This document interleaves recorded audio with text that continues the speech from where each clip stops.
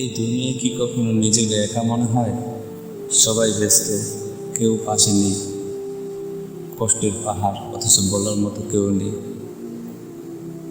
আপনি যদি এমন অবস্থায় থাকেন, তাহলে শুনেন, আপনি ব্যর্থ নন, বরং আপনি আল্লাহর নির্বাচিত বান্দা।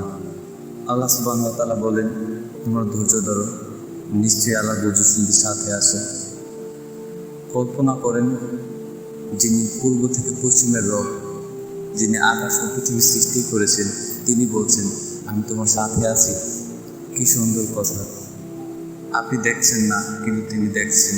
আপনি শুনতেও পাচ্ছেন না, কিন্তু তিনি শুনছেন। আচ্ছা, কখন কি পরীক্ষা ফেল করেছেন? কারো কাছে অপমানিত হয়েছেন? না পাওয়ার যন্ত্রণায় রাতের ঘুম হারাম হয়ে গেছে? মনে রাখেন, আল্লাহ যদি আপনাকে নিচে নামান, তবে তিনি আপনাকে উপরে তোলার জন্যই নামান।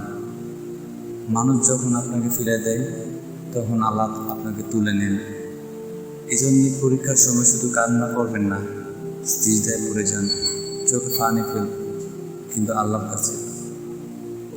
আপনি হয়তো এখন বুঝতে পারেননি, কিন্তু আপনি কোনো সাধারণ মানুষ না।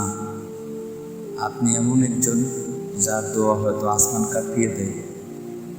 আল্লাহ আপনাকে দুনিয়ার কোলাহল থেকে দূরে রেখে তৈরি করছেন আপনার বিশেষ মিশনের জন্য। হয়তো আপনি মানুষকে বদলে দেবেন, হয়তো আপনি কারো ঈমানের উৎস হবেন, হয়তো আপনার কান্না কারো হেদায়েতের কারণ হবে। তাই আজ রাতে চুপিচাপি সিজদায় পড়ে যান আর বলুন, হে আল্লাহ, আমি জানি না আমি কী করব, কিন্তু আপনি জানেন। আপনি আমাকে পথ দেখান, আর দেখুন কীভাবে আপনার জীবনের অন্ধকারে আলো ছড়িয়ে পড়ে।